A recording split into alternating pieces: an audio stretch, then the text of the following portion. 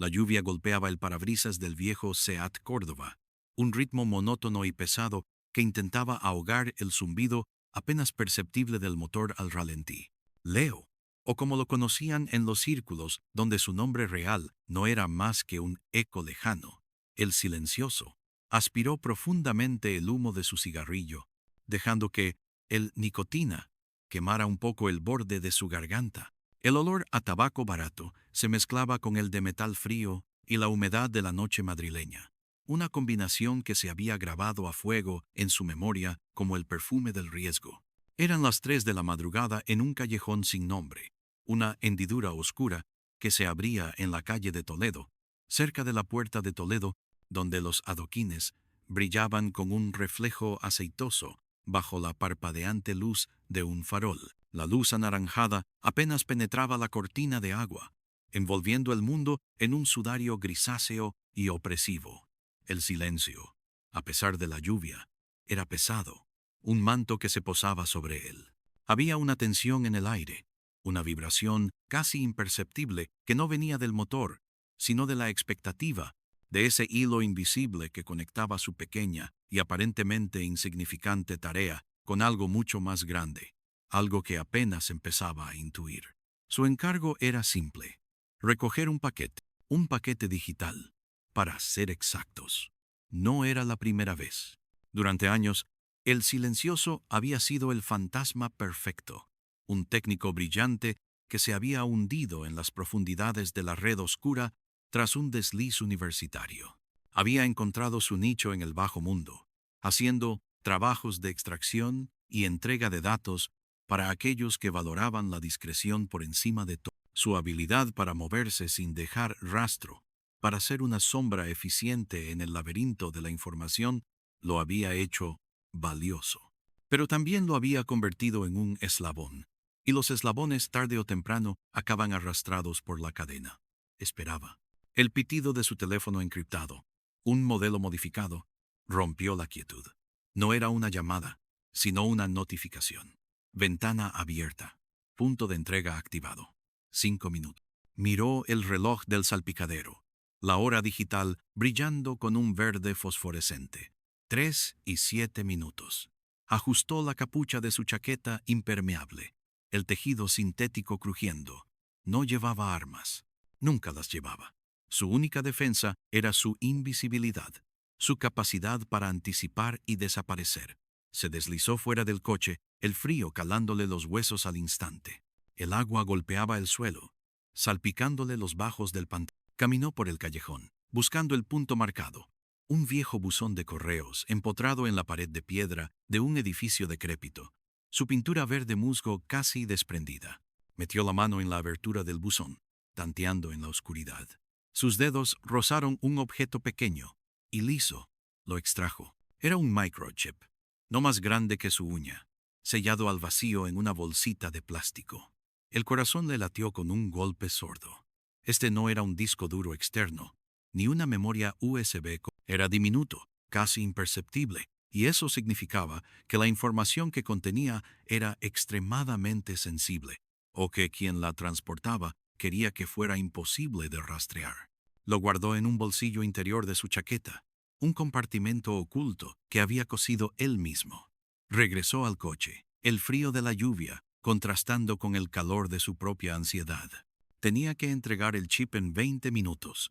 La siguiente instrucción: Cafetería La Austríaca, Plaza Mayor, entrada lateral, mesa junto a la ventana. El hombre del periódico. El silencioso no preguntó. Nunca preguntaba. Su trabajo era ejecutar, no cuestionar. Arrancó el motor. El zumbido suave ahora una promesa de movimiento. Manejó por las calles mojadas de Madrid, los edificios antiguos asomando como fantasmas entre la niebla y la lluvia. Pasó por delante del mercado de San Miguel, sus luces apagadas, y se dirigió hacia el corazón de la ciudad. La Plaza Mayor era un pozo oscuro de sombras y silencio a esa hora, la lluvia dándole un aire melancólico y grandioso.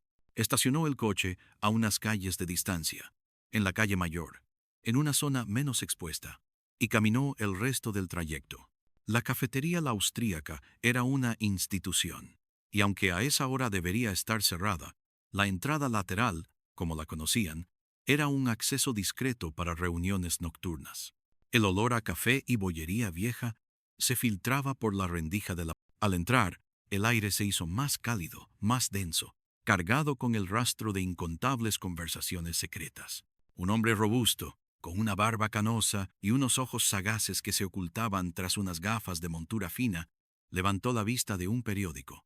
El ejemplar de Por El País estaba extendido sobre la mesa, abierto en la sección de economía, pero sus ojos estaban fijos en el silencioso. No hubo saludo, no hubo intercambio de palabras innecesarias.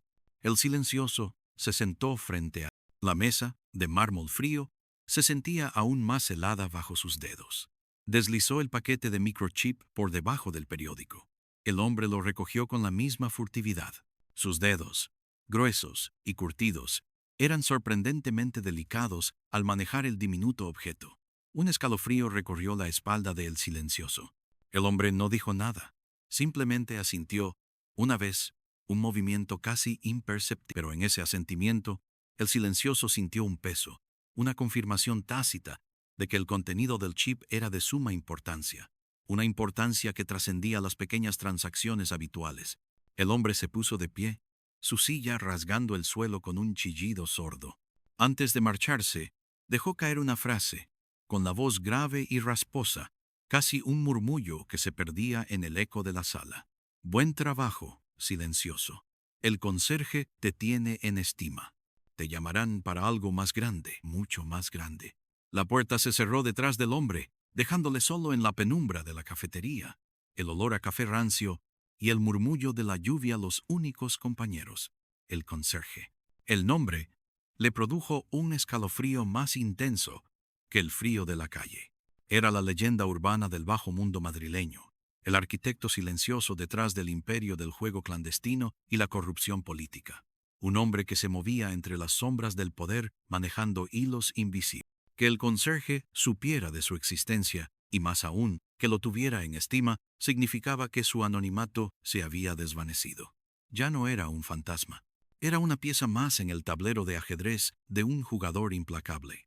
Había cruzado una línea, sin saberlo, y ahora estaba atrapado en la telaraña. El pequeño encargo, aparentemente inofensivo, se había convertido en la puerta de entrada a un laberinto sin salida. La lluvia seguía cayendo, incesante, lavando las calles, pero no las manchas en su alma. Los días siguientes fueron un purgatorio de espera. El teléfono encriptado de El Silencioso, normalmente silencioso, salvo por trabajos esporádicos, se sentía como una bomba de relojería. Cada vibración, cada notificación lo sobresaltaba.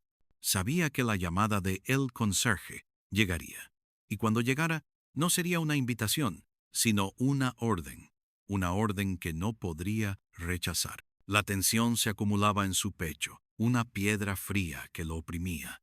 Dormía poco, los sueños poblados de sombras y callejones sin salida. Pasaba las horas en su pequeño apartamento en el barrio de La Latina, una guarida discreta donde las paredes de ladrillo antiguo y los muebles viejos eran los únicos testigos de su inquietud. Revisaba sus sistemas, sus rutas de escape digitales, las identidades falsas que había construido con años de meticuloso trabajo. Se preparaba, pero ¿para qué? La llamada llegó una semana después. No fue de el conserje directamente, sino de una voz metálica, sin emociones, que dio instrucciones concisas. Viaje. Ciudad de México. Recuperación. Detalles en destino. Le proporcionaron un billete de avión, una identidad provisional y una cuenta bancaria con fondos suficientes para el viaje. Su destino, México. Una escalada brutal, un salto del pozo madrileño a la caldera azteca. La red de El Conserje no conocía fronteras. El avión aterrizó en el Aeropuerto Internacional de la Ciudad de México bajo un cielo plomizo. El calor húmedo y el denso manto de contaminación le golpearon al salir de la terminal. El olor era diferente aquí. Una mezcla de gasolina, especias, sudor y el aroma dulzón de las flores que nunca dejaban de florecer. El silencioso se movía con la misma eficiencia silenciosa, un fantasma entre la multitud bulliciosa. Sus instrucciones lo llevaron a un pequeño hotel en la colonia Roma Norte, un barrio arbolado con edificios antiguos y cafés bohemios. El contraste con la brutalidad de su misión era casi irónico. En su habitación, un mensaje en su dispositivo encriptado. Contacto en la Alameda Central. Mañana, 10 a.m. Banco de piedra frente al Palacio de Bellas Artes. El hombre de la corbata roja.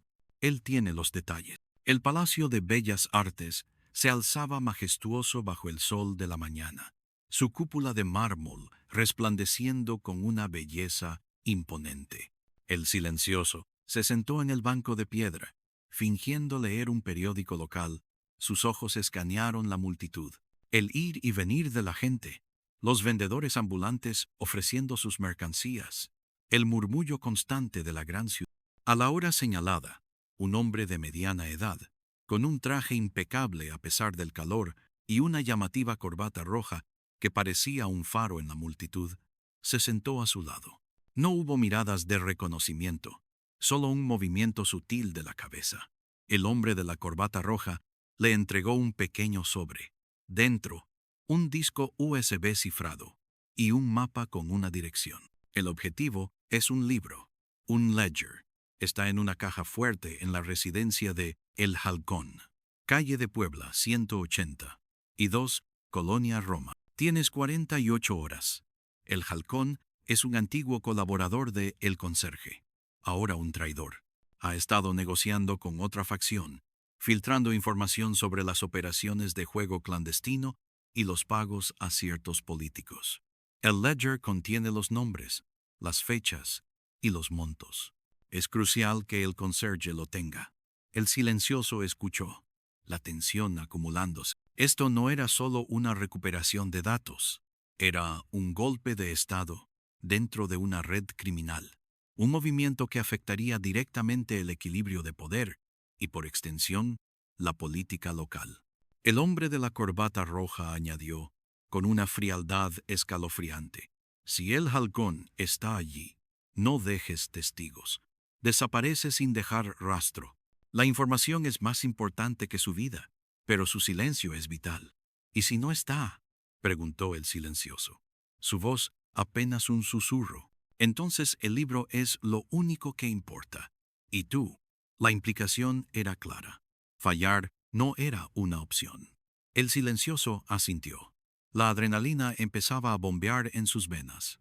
Se levantó, dejando el periódico atrás, y se mezcló de nuevo con la multitud. El Palacio de Bellas Artes, con su aire de grandeza cultural, era un telón de fondo para una misión de muerte. Durante las siguientes horas, el silencioso hizo su reconocimiento. La calle de Puebla era una arteria concurrida en la Roma, llena de restaurantes, galerías de arte y viejas mansiones reconvertidas. La dirección era una casa de estilo Art Nouveau, con un portón de hierro forjado y ventanales altos. Había cámaras, pero eran antiguas, y la seguridad parecía laxa. La confianza de El Halcón en su discreción era su mayor debilidad. A la noche, la lluvia regresó, pero esta vez fue una tormenta tropical furiosa. Los relámpagos iluminaban el cielo de la Ciudad de México, y los truenos retumbaban como cañones. Era el clima perfecto para un fantasma. El silencioso se movió en la oscuridad, un guante de látex cubriendo su mano, una pequeña mochila conteniendo sus herramientas de apertura y su equipo de hackeo. Saltó la valla, el metal frío y húmedo bajo sus dedos. Desactivó las cámaras con un dispositivo de interferencia que había construido él mismo. La cerradura de la puerta trasera cedió en segundos a su habilidad. La casa estaba oscura y silenciosa. El silencioso se movió como un espectro, cada paso medido, cada respiración controlada. El olor a humedad y a madera vieja llenaba la casa. Encontró la caja fuerte en un estudio, escondida detrás de una estantería giratoria. Una caja fuerte moderna, pero no inexpugnable para alguien con sus habilidades. Trabajó con la concentración de un cirujano, sus dedos volando sobre el teclado numérico, el microprocesador de su dispositivo de hackeo buscando vulnerabilidades. El clic que anunció la apertura de la caja fuerte fue música para sus oídos. Dentro había varios sobres con dinero y joyas, pero su atención se centró en un pequeño libro encuadernado en cuero. El Ledger. Lo abrió. Las páginas estaban llenas de números, fechas, nombres en clave, y entre los nombres en clave, leyó uno que lo detuvo, en seco: Proyecto Centauro. Ese era el nombre en clave de una operación que había escuchado susurrar en los bajos fondos, una iniciativa de juego en línea masiva que se expandiría por varios países de América Latina, con ramificaciones en la política y el lavado de dinero a gran escala. Y justo al lado de ese nombre, una serie de iniciales: R, D y J. L. Esos no eran nombres en clave. Eran las iniciales de dos figuras políticas de alto perfil en España, de las cuales R. D. era un aspirante a un puesto aún más alto. Una punzada de escalofrío le recorrió la espalda. El conserje no era solo un gánster, era una araña gigante, tejiendo una red que abarcaba continentes y llegaba hasta las más altas esferas del poder. Y él, el silencioso, estaba en medio de esa red, manejando un hilo que podía derrumbarla o enredarlo para siempre. La información era tan grande, tan explosiva, que ya no podía simplemente entregarla y esperar salir ileso. Sabía que una vez que el conserje tuviera el ledger, él se convertiría en un cabo suelto, un testigo incómodo que conocía demasiado. La idea le surgió en ese momento, con la furia de la tormenta, golpeando las ventanas. Una traición, un doble juego.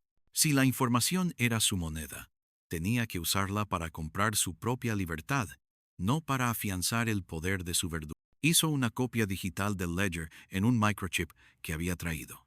Luego, con una astucia diabólica, alteró sutilmente algunos de los datos en el ledger original. Nombres, fechas, montos, suficiente para que el conserje obtuviera la ventaja que buscaba contra el halcón, pero con errores cruciales que más tarde podrían ser su perdición, una bomba de tiempo. Mientras trabajaba, el sonido de una puerta abriéndose abajo lo paralizó. El halcón había regresado. El silencioso se congeló, el chip original en una mano, la copia en la otra. El aire se llenó del aroma a perfume caro y el sonido de pasos cautelosos. El halcón no venía solo. Escuchó el murmullo de voces, dos, tal vez tres. Estaba acorralado. No había tiempo para la confrontación. Su objetivo no era el halcón, sino el ledger. Ahora lo tenía. Se movió con la rapidez y la gracia de un depredador, las herramientas de hackeo, regresando a su mochila, el chip original de vuelta en la caja fuerte, la copia en su bolsillo secreto. Se deslizó por la ventana, abriéndola con un movimiento experto, y se dejó caer en el jardín trasero, el impacto amortiguado por la tierra mojada. El sonido de las voces subía por la escalera. Había escapado por los pelos. La lluvia lo envolvió, ocultando su huida. Regresó a su hotel, empapado, con la adrenalina pulsando en sus sienes. La Ciudad de México, con sus luces distantes y su ruido incesante, era ahora el escenario de su doble juego. Había el ledger original para el conserje y la copia con la verdad para... ¿quién? Necesitaba un comprador, un protector, alguien que pudiera o quisiera usar esa información para desmantelar la red de el conserje y, al mismo tiempo, protegerlo a él. No podía volver a Madrid, no por ahora. Sabía que su traición, si bien aún no descubierta, lo convertiría en un blanco. Las siguientes 24 horas fueron un torbellino. Entregó el ledger alterado a los emisarios de El Conserje en un café discreto en La Condesa, cerca del Parque México. El encuentro fue breve, los ojos de los emisarios fríos y escrutadores. Sintió que lo evaluaban, buscando cualquier señal de deslealtad. Sonrió por dentro. Eran buenos, pero no lo suficiente. Con el ledger original entregado, el juego comenzó. El silencioso necesitaba vender la verdad antes de que las mentiras de su versión alterada causaran un efecto dominó que lo arrastraría. Usando sus contactos en la Deep Web, envió mensajes cifrados a una red de activistas y periodistas de investigación que conocía, ofreciendo información explosiva sobre una red de juego clandestino y corrupción política que conecta España y América Latina. No dio detalles, solo la promesa de la verdad y una solicitud de protección. La respuesta llegó en cuestión de horas. Un periodista argentino, conocido por sus investigaciones sobre el crimen organizado, el Puma, estaba interesado. Su mensaje fue críptico. Buenos Aires. El barrio de San Telmo. Te esperan. El viaje a Buenos Aires fue largo, agotador. El silencioso se sentía como un funambulista, caminando sobre un hilo tensado entre dos rascacielos. Cada mirada, cada sombra, cada sonido en el aeropuerto de Ezeiza le parecía una amenaza. El conserje no perdonaba la traición. El avión aterrizó bajo un sol frío de invierno austral. Buenos Aires lo recibió con un aire distinto, más nostálgico, más melancólico que la bulliciosa Ciudad de México. El olor a asado y a humedad se mezclaba con el aroma de los cafés y la flor de tilo. Tomó un taxi hacia el centro, el paisaje urbano revelando su elegancia decadente, sus edificios de estilo europeo y sus avenidas anchas. Se dirigió a San Telmo, un barrio histórico con calles empedradas y viejas casonas coloniales. Su cita era en un bar discreto, un bodegón de esos que solo conocen los locales, con mesas de madera gastada y fotografías antiguas en las paredes. El nombre, El Viejo Almacén. Era la noche anterior a la famosa feria de San Telmo, y las calles, aunque más tranquilas que en el día, aún conservaban un pulso latente. El Puma, cuyo nombre real era Ricardo Morales, era un hombre de unos 50 años, con una melena plateada y ojos vivaces que no perdían detalle. Su aspecto era el de un intelectual, pero su mirada revelaba una tenacidad forjada en años de enfrentarse al poder corrupto. Se sentaron en una mesa apartada, el murmullo de las conversaciones y el suave sonido de un tango lejano llenando el aire. Así que, eres el silencioso, dijo Morales, su voz grave pero con un tono de curiosidad. Dicen que eres un fantasma, pero uno que ahora tiene algo que contar. El silencioso no perdió el tiempo. Sacó la copia del microchip y lo puso sobre la mesa, deslizándolo hacia Morales. Esto es lo que el conserje tiene. Y esto, sacó otro chip más pequeño, es lo que realmente es. La prueba de una red de juego clandestino, lavado de dinero y corrupción política que se extiende desde Madrid hasta México y Argentina, con conexiones en el gobierno español de alto nivel. El conserje planea usar la información manipulada para derribar a un rival político en España y consolidar su propio poder. Morales tomó los chips, sus ojos escudriñando los de El Silencioso. Y a cambio, ¿qué pides? Protección. Un camino para salir de esto. Una nueva vida, donde no sea un objetivo de el conserje. La desesperación en su voz era palpable.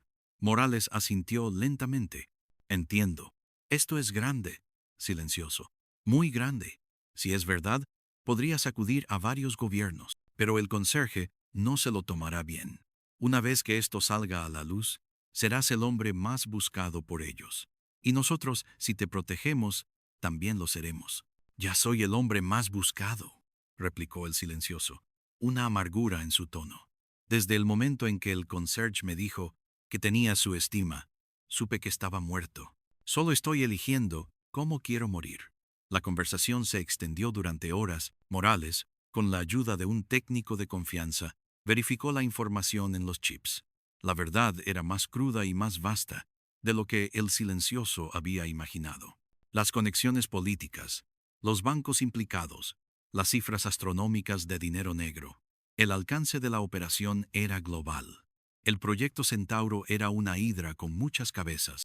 Mientras Morales y su equipo comenzaban a trabajar en la historia, el silencioso encontró un refugio temporal en un pequeño apartamento en el barrio de Palermo, un lugar sencillo, casi espartano, que el Puma le había conseguido. Pasó los días en la paranoia, cada sonido de la calle, cada llamada a la puerta, una amenaza potencial.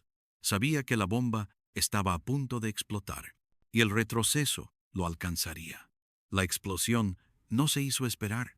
El conserje descubrió la traición de El Silencioso al día siguiente, cuando los datos alterados comenzaron a causar problemas inesperados en sus operaciones y su rival político mostró una resistencia inusual.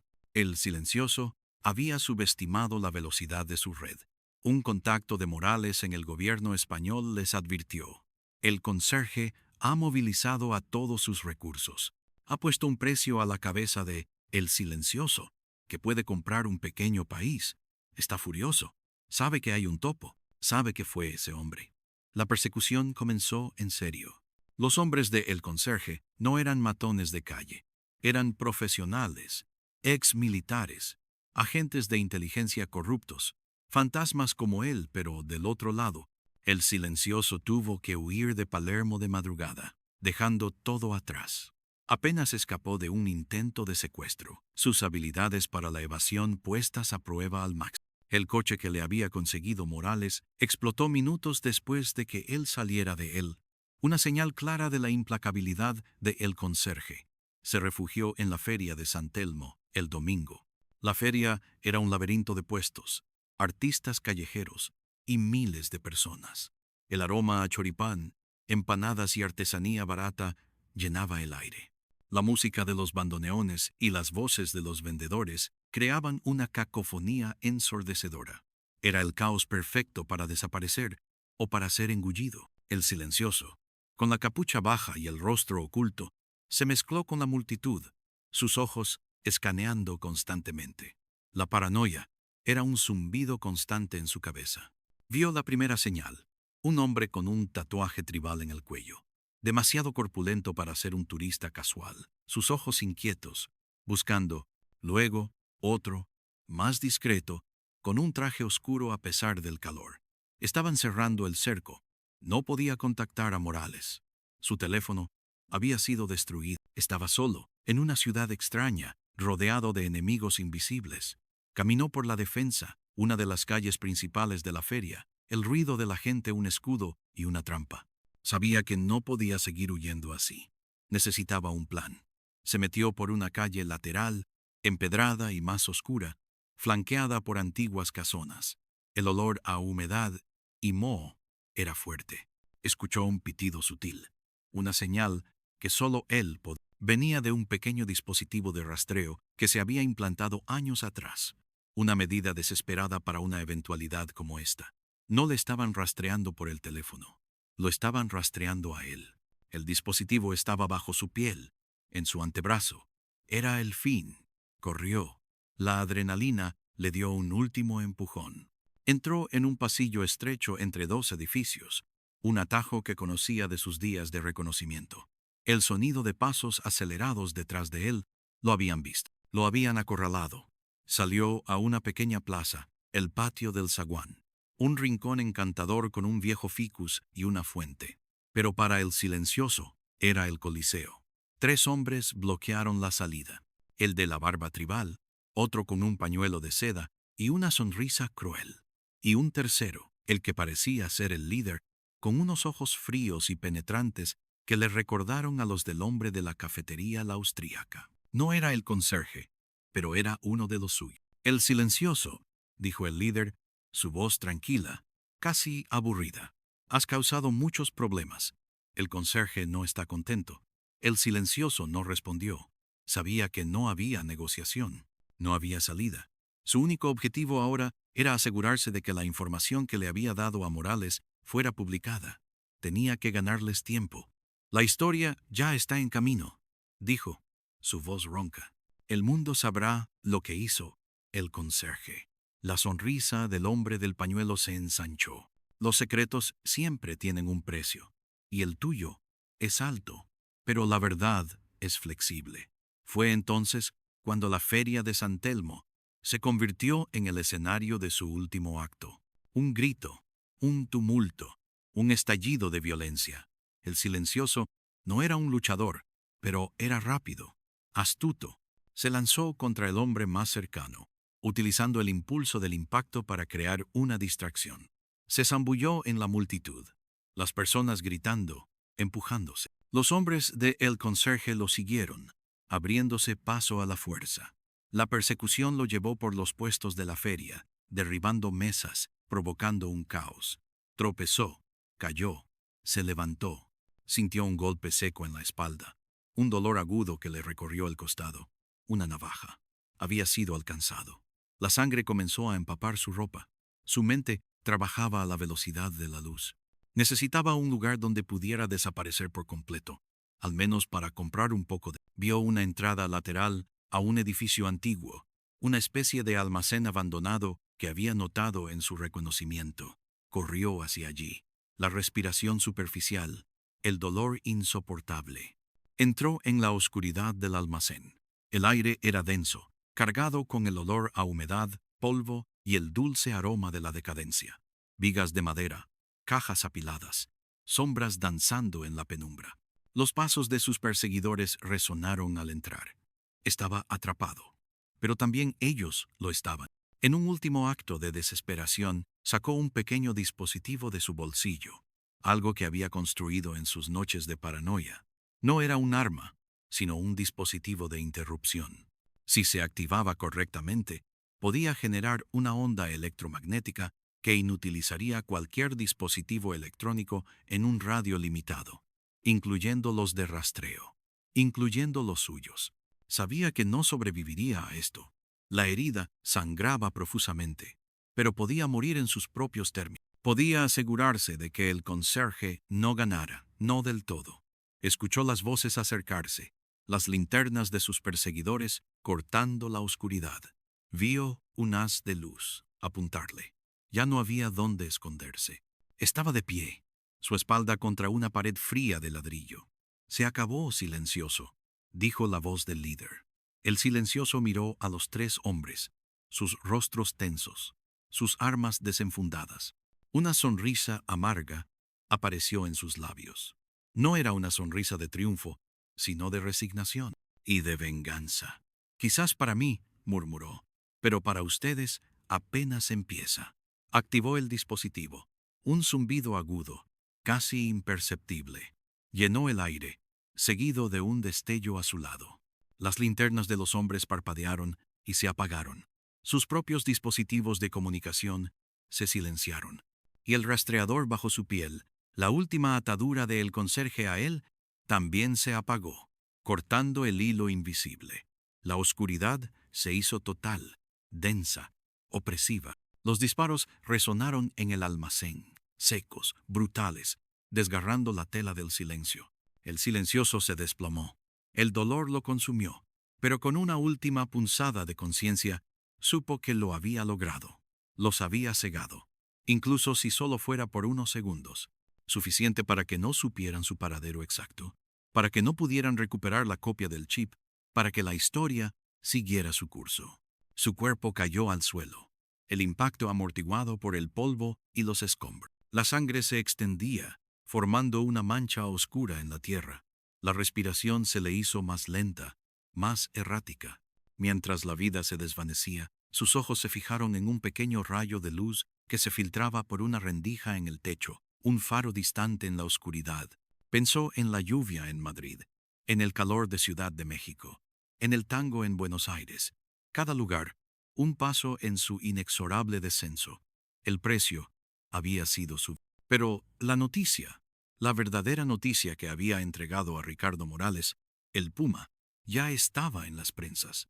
Horas más tarde, los titulares de los periódicos de todo el mundo estallarían con la historia del Proyecto Centauro, el imperio del juego clandestino y la corrupción política que involucraba a figuras de alto perfil en España, México y Argentina. Los nombres de RD y JL serían expuestos, sus carreras destruidas. El conserje vería su imperio tambalearse, acosado por la justicia internacional, por las facciones rivales y por el escrutinio público. El silencioso no estaría allí para verlo. Su cuerpo sería encontrado días después, un hombre sin nombre en un almacén abandonado de San Telmo, un daño colateral en una guerra mucho más grande. Había pagado el precio concreto, pero al hacerlo, había desatado una verdad que ni todo el poder del conserje podría silenciar. Había sido un fantasma, y como tal, se había desvanecido, pero no sin antes dejar su huella en el mundo. El silencio se cernió sobre el almacén, roto solo por el goteo constante de la lluvia que había vuelto a caer, un requiem por el hombre que se atrevió a traicionar al imperio. El goteo de la lluvia en el almacén de San Telmo era el único testigo mudo del final de un fantasma. Pero a miles de kilómetros, en una oficina austera de Madrid, la tormenta estaba a punto de desatarse. Ricardo Morales, el Puma, un periodista de investigación curtido en 1000 batallas, sintió el nudo habitual de adrenalina y pavor en el estómago. Había recibido la confirmación final, un pulso electromagnético en un canal cifrado, la señal inconfundible de que el silencioso había cumplido su parte, o lo había intentado. El silencio posterior, la ausencia de cualquier otra comunicación, era la respuesta más elocuente. El silencioso no sobreviviría. Un escalofrío helado le recorrió la espalda, una mezcla de dolor, respeto y una ira fría. Ese hombre había entregado su vida por esto, por la verdad. Morales no permitiría que su sacrificio fuera en vano.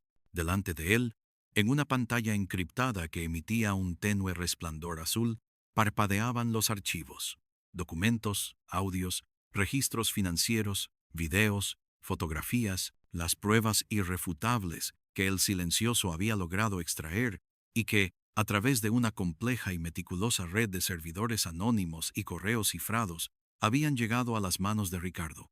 No era solo el chip que contenía la clave, era el chip más las validaciones, las verificaciones cruzadas, los análisis forenses digitales que él y su pequeño equipo de periodistas confiables habían pasado meses construyendo en secreto, esperando este momento preciso, eran gigabytes de corrupción pura, la sangre coagulada de vidas destrozadas, los hilos invisibles que conectaban los bajos fondos con los más altos escalones del poder en 3 naciones.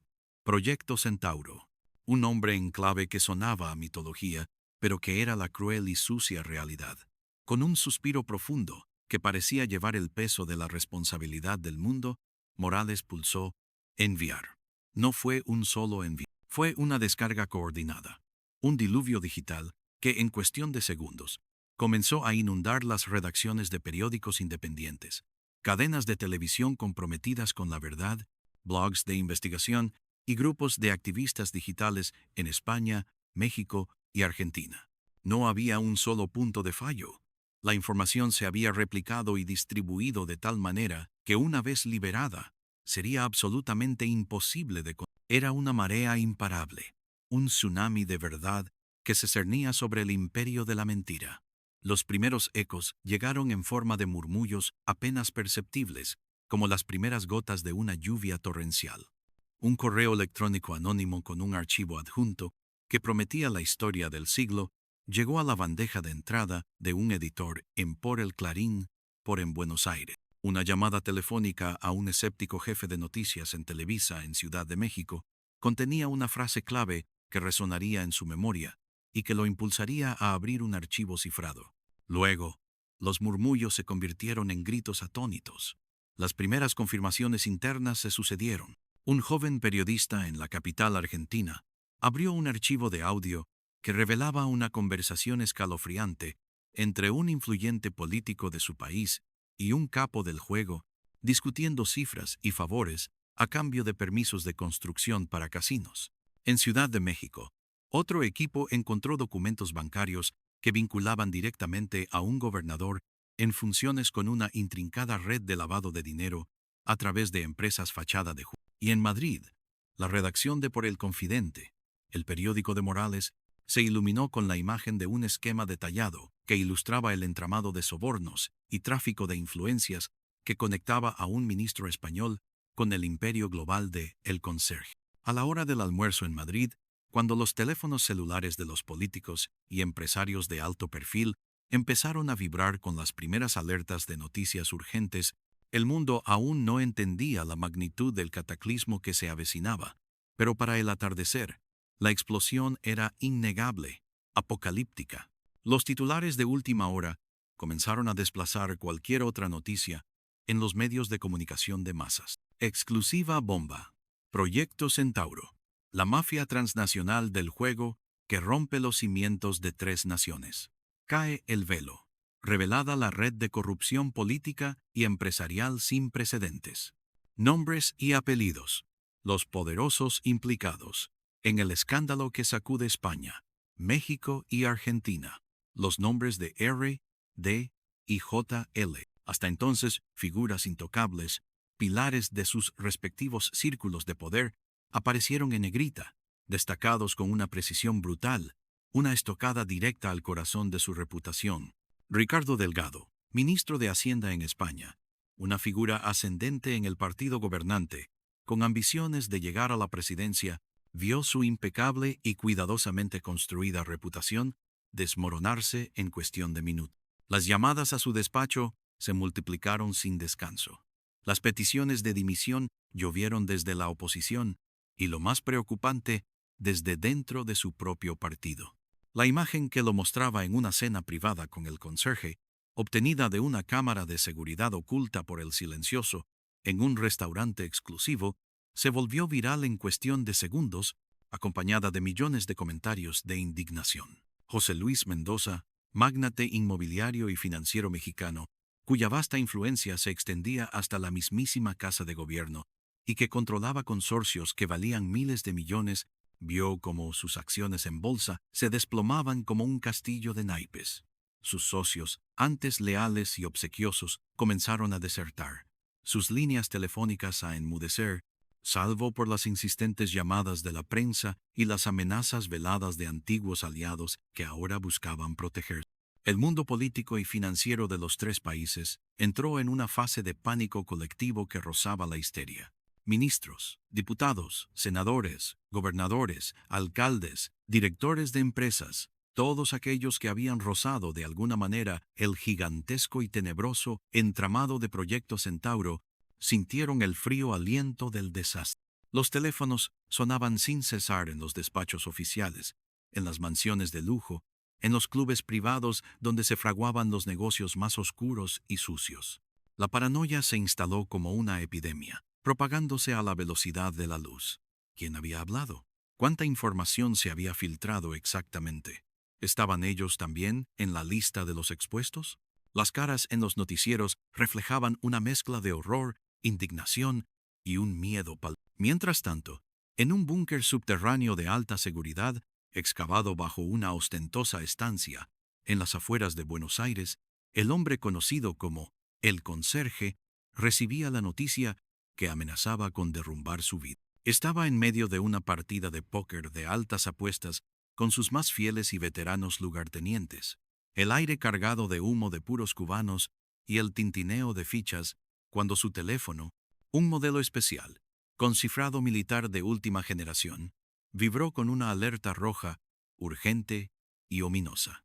La cara de su jefe de seguridad, pálida y sudorosa, los ojos desorbitados, ya le había dado una pista inequívoca del desastre. Señor, es Proyecto Centauro, balbuceó el jefe de seguridad, incapaz de mantener la voz firme. Se ha filtrado toda la información. Está en las noticias, en todas partes, en la prensa, en Internet, en las redes sociales. El conserje no dijo nada. Su rostro, hasta entonces imperturbable, se contrajo ligeramente. Sus ojos, fríos y calculadores como los de un depredador, se clavaron en la pantalla de su teléfono. Leyó los titulares, los nombres, las conexiones, las cifras exactas de los desfalcados. Su imperio, construido con décadas de sangre, sudor, silencio y una meticulosa planificación, estaba siendo desmantelado en tiempo real, pieza por pieza, ante los ojos atónitos del mundo entero. Un músculo se le crispó furiosamente en la mandíbula, y las venas de su cuello se hincharon. El silencioso, murmuró, su voz apenas un susurro que parecía surgir de las profundidades de un volcán a punto de erupcionar, pero cargada con la fuerza destructiva de un huracán contenido, lo hizo. Ese maldito fantasma lo hizo. Un silencio sepulcral tan denso que parecía absorber el aire cayó sobre la sala de juego. Nadie se atrevió a hablar, ni siquiera a respirar ruidosamente. La furia de el conserje era legendaria, un torbellino destructivo que pocos habían presenciado y sobrevivido para contarlo. Todos sabían que cuando el desastre golpeaba, su ira era un tsunami que arrasaba con todo a su paso, sin distinguir entre culpables e inocentes. Rompió el teléfono contra la mesa de mármol de Carrara, haciendo que los chips internos la batería y la carcasa salieran disparados en 1000 pedazos con un estruendo seco y violento. Quiero a Morales. Quiero a todos los que publicaron esto. Quiero sus cabezas en una bandeja de plata, y quiero que su muerte sea un mensaje para el mundo entero. Rugió, su voz haciendo vibrar las paredes reforzadas del búnker. Y quiero saber cómo demonios este traidor miserable, pudo hacer esto. Quiero saber quién de ustedes, malditos idiotas, lo ayudó. Su grito reverberó en el búnker, lleno de una rabia elemental. Sus lugartenientes, hombres duros y experimentados en la violencia, se dispersaron nerviosamente, intentando parecer ocupados, con el pánico bailando en sus ojos, sabiendo que su propia supervivencia dependía de su capacidad para apaciguar la bestia. Pero era demasiado tarde. El tsunami ya había golpeado la información ya estaba ahí fuera, incontrolable, imposible de retirar. La maquinaria de El Conserje, hasta entonces aceitada, eficiente y omnipotente, empezó a chirriar y a mostrar grietas irreparables. Las órdenes de silenciar a Morales o a los periodistas chocaron con la cruda y brutal realidad. La información ya estaba tan difundida, tan arraigada en el consciente colectivo digital, que atacarlos solo confirmaría su veracidad y transformaría a El Silencioso en un mártir, a Morales en un héroe de proporciones épicas. El conserje, un estratega nato con una mente fría y calculadora, lo comprendió rápidamente a pesar de su furia. No podía detener la marea, solo podía intentar salvar los restos del naufragio y prepararse para la brutal represalia. En las horas siguientes, sus hombres intentaron un apagón mediático coordinado, una cascada de desmentidos y contranarrativas falsas, pero fue inútil. Los medios más grandes, que antes habían temido represalias o habían sido sobornados para guardar silencio, ahora se subían a la ola de la primicia con una ferocidad inusitada. El miedo a ser superados por la competencia o a ser señalados como cómplices del encubrimiento era ahora mayor que el miedo a El Conserje. Además, la evidencia era abrumadora, innegable. Fotos de Delgado y Mendoza recibiendo maletines, videos de encuentros secretos, grabaciones de audio de amenazas y conspiraciones, documentos con firmas y sellos. La verdad, aunque desagradable, era innegable, y gritaba desde cada pantalla. La primera oleada de consecuencias fue devastadora. Ricardo Delgado, el ministro español, fue forzado a dimitir esa misma noche. Su carrera política hecha añicos, su futuro profesional y personal pulverizado. Su intento de negar las acusaciones en una rueda de prensa improvisada fue patético. Su voz temblorosa, su rostro desencajado y sudoroso bajo los focos. La opinión pública estaba furiosa, exigiendo cabezas y justicia. José Luis Mendoza, el magnate mexicano, vio cómo la Fiscalía General abría una investigación de oficio sin precedentes sobre la totalidad de sus negocios y sus conexiones políticas. Sus activos fueron congelados de inmediato, sus cuentas bancarias bloqueadas, y se emitió una orden de arresto internacional que se hizo pública en cuestión de horas. Intentó huir en su jet privado, pero la aeronave fue interceptada por cazas militares antes de que pudiera despegar de una pista clandestina, un hecho que solo sirvió para aumentar la humillación pública. La justicia internacional, lenta pero implacable cuando finalmente se movía, comenzó a tejer su red. Interpol emitió alertas rojas para decenas de individuos implicados, desde capos menores hasta figuras de la alta sociedad. Las autoridades fiscales y de lavado de dinero de España, México y Argentina iniciaron operativos conjuntos para rastrear el dinero ilícito, siguiendo la compleja madeja de transferencias bancarias y empresas pantalla. Los bancos suizos, panameños y caribeños, nerviosos ante el escrutinio global y la amenaza de sanciones, comenzaron a cooperar, abriendo sus registros y revelando cuentas offshore que contenían miles de millones. El conserje había tejido una red financiera tan intrincada como un laberinto, pero la luz que El Silencioso había proyectado sobre ella era demasiado intensa, exponiendo cada nudo, cada hilo, cada escondite.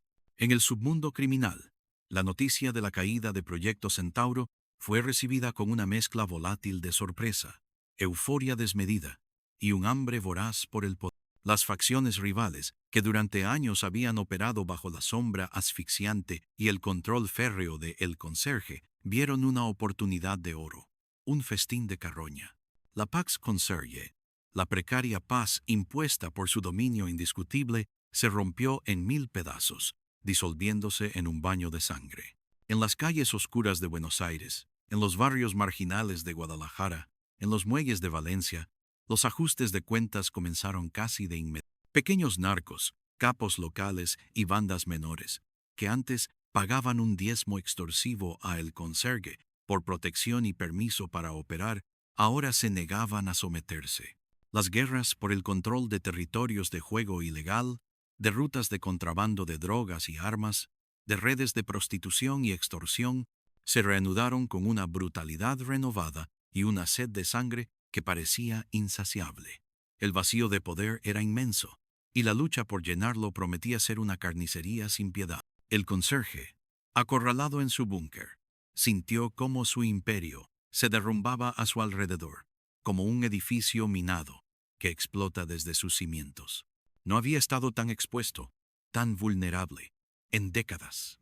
Su rostro, surcado por arrugas de tensión que ahora parecían grabados de desesperación, reflejaba la agonía de un rey viendo su reino arder y sus súbditos dispersarse.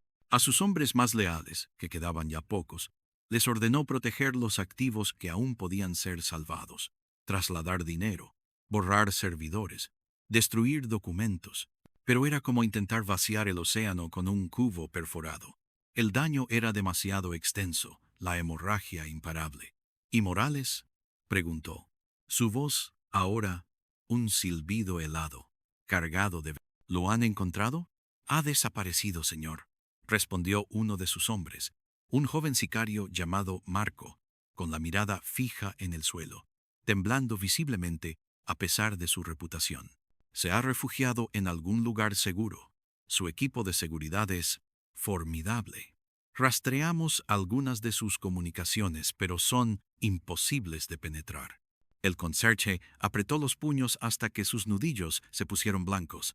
Encuéntrenlo, vivo o muerto. Que sirva de ejemplo para cualquier otro maldito que intente traicionarme. Que sepan que el conserje siempre cobra sus deudas, incluso en la ruina.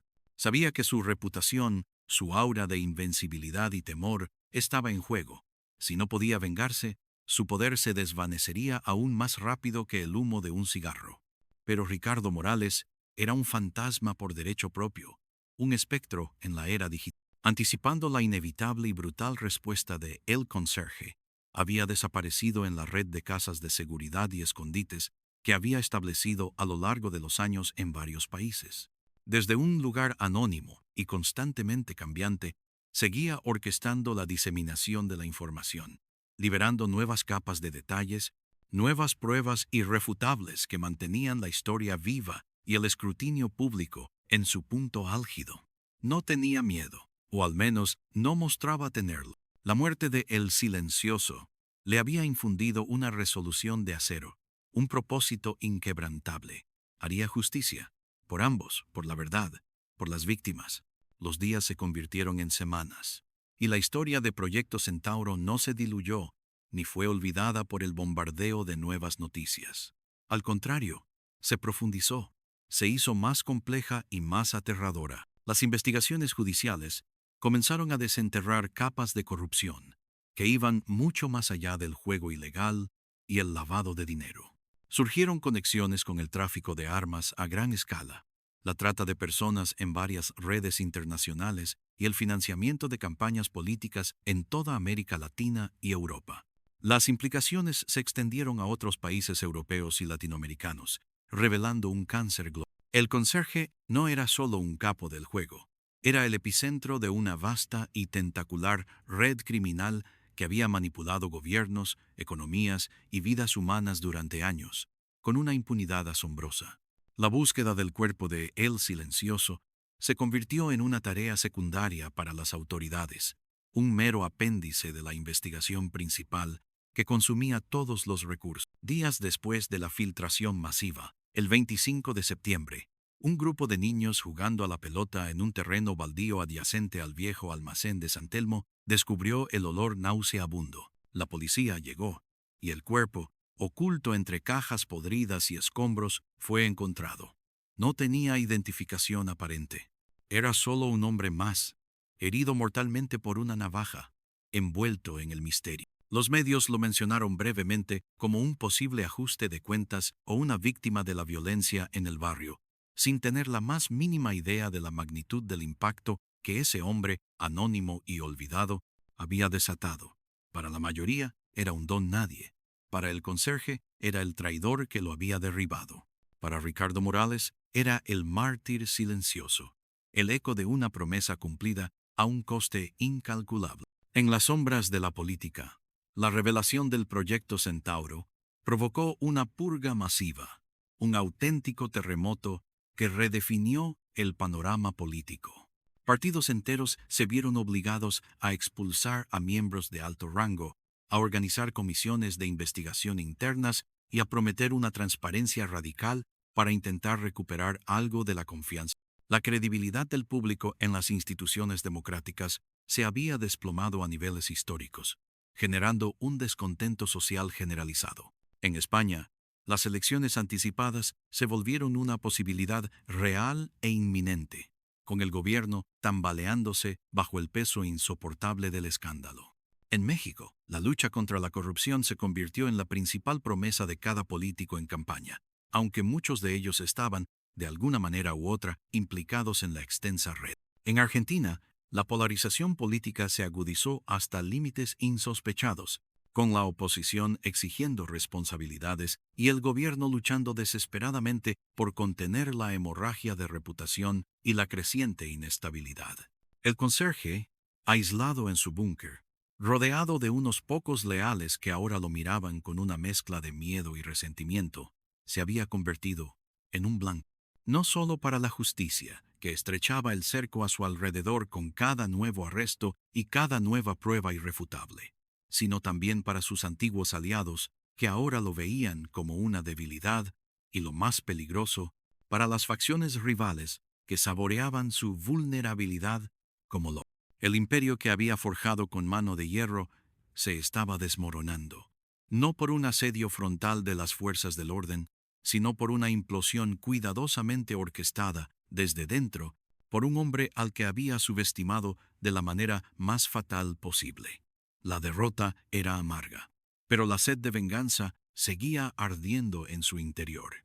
Su búnker en Buenos Aires, una vez impenetrable y seguro, dejó de ser un refugio. Los servicios de inteligencia internacionales, que antes no le prestaban demasiada atención, más allá de ciertas operaciones rutinarias de monitoreo, ahora lo tenían en el punto de mira con recursos ilimitados. Sospechaban, con razón, que el alcance de su organización era mucho mayor de lo que se había revelado inicialmente, y que el conserje poseía información capaz de derribar a aún más figuras. Los drones sobrevolaban la zona sin descanso. Los equipos de vigilancia se habían desplegado en las cercanías con tecnología de punta. El conserje era un animal herido de muerte, pero seguía siendo extremadamente peligroso, capaz de infligir un daño considerable antes de caer. Una tarde, mientras la lluvia volvía a caer con fuerza sobre Buenos Aires, creando un velo gris sobre la ciudad, el conserje tomó una decisión drástica. No podía seguir huyendo, ni podía quedarse quieto, esperando el inevitable asalto. Necesitaba desaparecer por completo, cortar todas las ataduras con su antigua vida, con su identidad, y quizás, desde las sombras más profundas, reconstruir algo de su poder, o al menos asegurar su propia supervivencia y la de los pocos que le quedaban. Había perdido la batalla definitiva por su imperio, pero no estaba dispuesto a perder la guerra por su propia existencia. Reunió a los pocos hombres que le quedaban, no más de una docena, aquellos cuya lealtad era inquebrantable, no por convicción o ideología, sino por el miedo y la sangre que los unía a él. Les dio instrucciones precisas, frías y concisas: incinerar los documentos restantes, borrar todos los servidores y discos duros, dispersar el dinero restante en cuentas casi imposibles de rastrear Una red aún más compleja que la del Proyecto Centauro, diseñada para una eventual fuga y resurgimiento. Él mismo se despojaría de su identidad, de su rostro a través de una cirugía plástica en una clínica clandestina, de su nombre, de todo lo que lo hacía el conserje. Se convertiría en el verdadero fantasma, el que el silencioso había pretendido ser, el que nadie podría encontrar. La ironía de su destino no le pasó desapercibida, y una sonrisa amarga y torcida jugó en sus labios. La noche que el conserje se desvaneció de la faz de la tierra fue una noche de tormenta apocalíptica. Los vientos rugían como bestias enloquecidas. La lluvia azotaba la ciudad con una furia implacable. Los equipos de inteligencia, que habían estado a punto de asaltar su búnker, se encontraron con un nido vacío y calcinado. Solo quedaban las cenizas humeantes de documentos, los restos humeantes de equipos destruidos, la chatarra retorcida de lo que alguna vez fueron sofisticados sistemas, y el eco fantasmal de una huida planificada con maestría. Una vez más, un fantasma se había desvanecido en el aire, dejando solo la frustración de la casa y la evidencia de su paso destructivo. El mundo lo daría por muerto, o desaparecido para siempre, y eso era exactamente lo que él quería.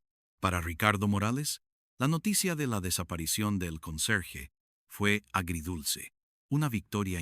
Sabía que no había ganado por completo, que la cabeza de la hidra se había cortado, pero que el monstruo seguía vivo en alguna parte, escondido en las sombras más profundas, listo para resurgir, quizás con una nueva forma, más virulenta.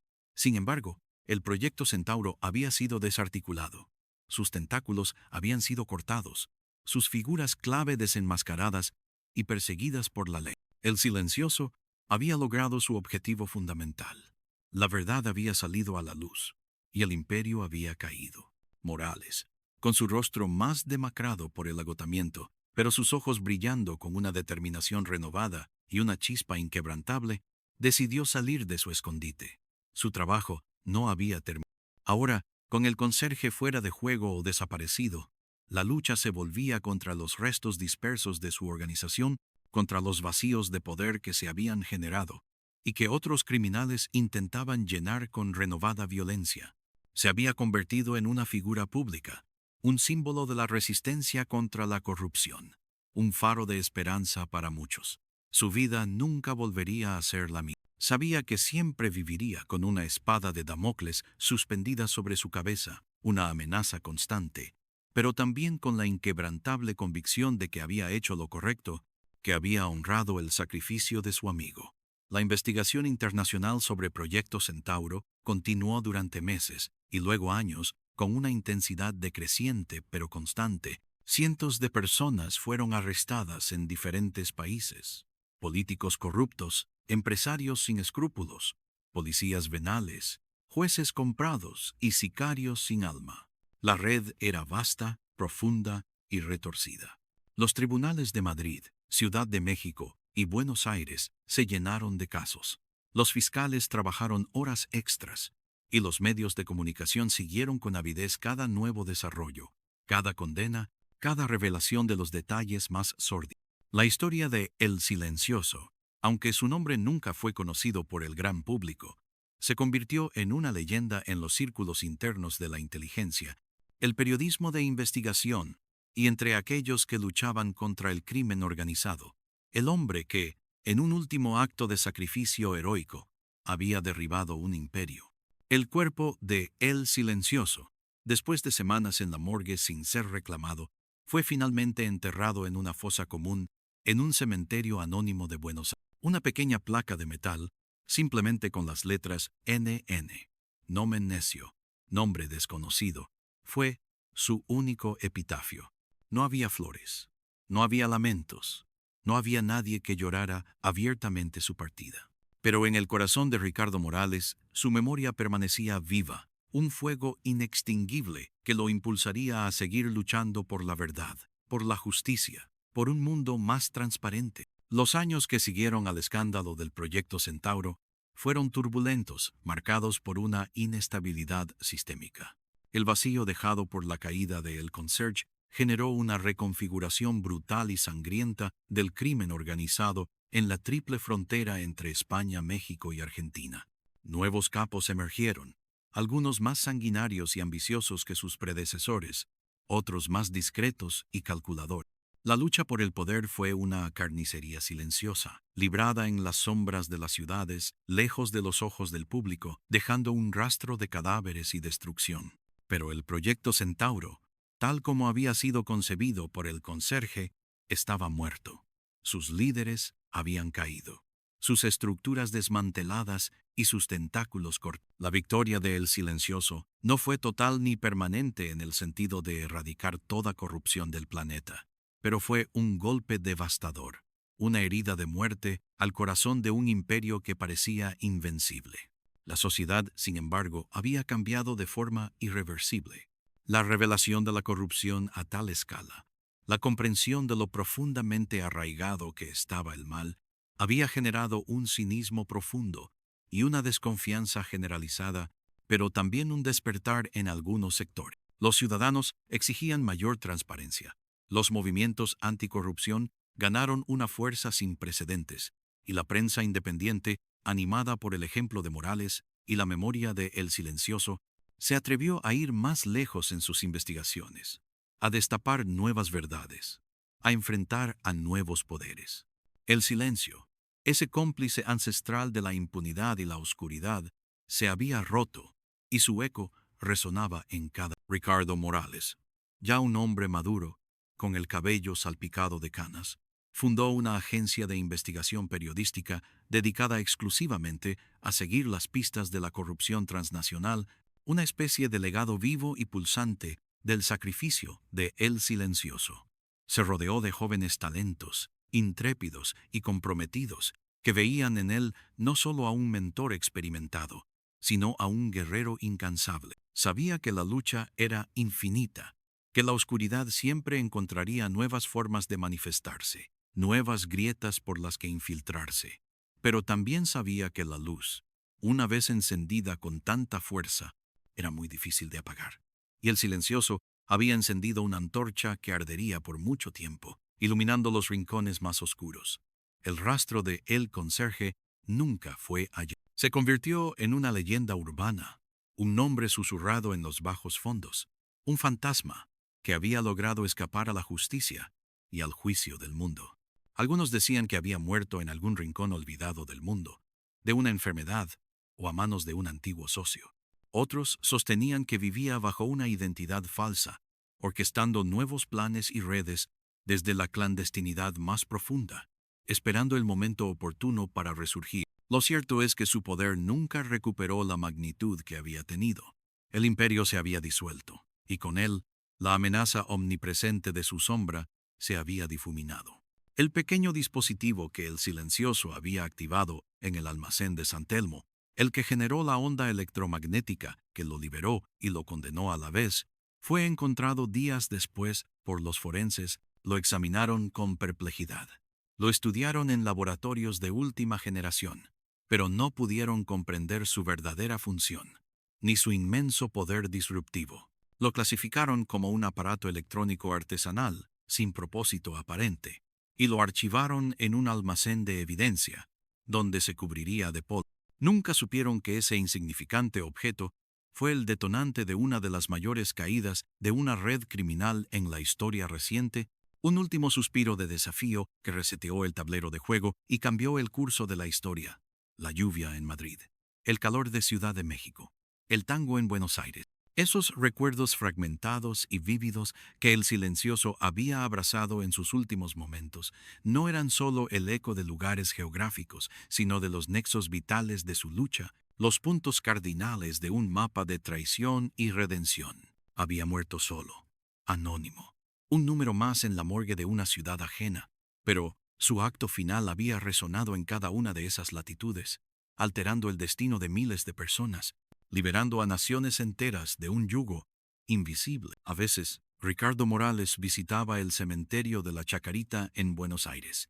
No buscaba una tumba específica, porque sabía que no la había, solo el impersonal NN de una fosa común. Solo paseaba entre los mausoleos ostentosos y las lápidas modestas, sintiendo el pulso de la ciudad que había sido testigo del fin de su amigo. Reflexionaba sobre la naturaleza del silencio, el silencio que había envuelto la vida y la muerte de su informante, el héroe anónimo, el silencio de la complicidad y la corrupción que el silencioso había roto con su último aliento. Y el nuevo silencio, el que seguía a la tormenta, que no era el silencio de la paz duradera, sino el de la espera, el de la calma tensa antes del próximo estallido, el ciclo interminable de la lucha. El legado de El Silencioso no fue la fama, ni el reconocimiento póstumo en los libros de historia. Fue el cambio, un cambio lento, doloroso y a menudo imperceptible para la mayoría, pero real y profundo. Un cambio en la forma en que los poderosos podían operar sin rendir cuentas, en la impunidad con la que se movían en las sombras. Un cambio en la forma en que la sociedad percibía la corrupción, ya no como una fuerza inevitable, sino como un enemigo al que se podía combatir. Él había sido un catalizador, una chispa minúscula en la oscuridad que había encendido un incendio forestal incontrolable. Y aunque el fuego no quemó todo el mal, sí purificó el aire, al menos por un tiempo, y reveló la fealdad que se escondía bajo la superficie pulcra. La historia de Proyecto Centauro sería contada y recontada en artículos, documentales, libros de investigación y películas. Pero la historia de su verdadero arquitecto, del hombre sin nombre que lo había derrumbado, permanecería en la sombra, un secreto compartido por unos pocos elegidos. El silencioso había elegido su camino, un camino solitario y peligroso, y lo había recorrido hasta el final. Había traicionado un imperio para salvaguardar una verdad, y en ese acto final, desinteresado y brutal, había encontrado una especie de redención, un propósito que lo elevaba por encima de su propia miseria, de la paranoia y de la violencia que había sido su constante compañera. Se había convertido en un susurro en el viento, un eco en los pasillos del poder, una advertencia. En los años venideros, el mundo vería surgir nuevas amenazas, nuevas redes de corrupción, porque la naturaleza humana es proclive al poder y la codicia. Pero la vara se había movido. La conciencia pública había sido despertada. La audacia de El Silencioso había demostrado que incluso los imperios más vastos y secretos podían ser vulnerables, que la verdad, por oculta que estuviera, siempre encontraba un camino para emerger. Y en los viejos almacenes de San Telmo, la lluvia seguía cayendo de vez en cuando, lavando el polvo de las calles empedradas, murmurando un requiem constante que solo los fantasmas, el viento y el alma de un hombre silencioso podían escuchar. El silencio, aquel que una vez fue el cómplice del imperio, ahora era el guardián de la memoria de un hombre que se atrevió a romperlo, un hombre que incluso en su anonimato había cambiado el